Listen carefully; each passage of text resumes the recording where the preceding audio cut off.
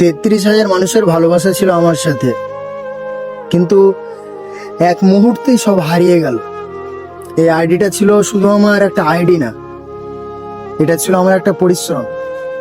দিনের পর দিন, রাতের পর রাত জেগে কত কষ্ট করে তোমাদের জন্য ভিডিও বানিয়েছি।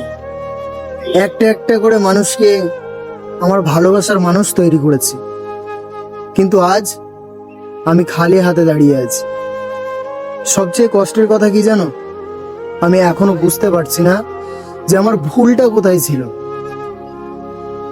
হয়তো এটাই আমার পরীক্ষা, হয়তো আল্লাহ দেখতে চাইছেন আমি আবার উঠতে পারি কিনা।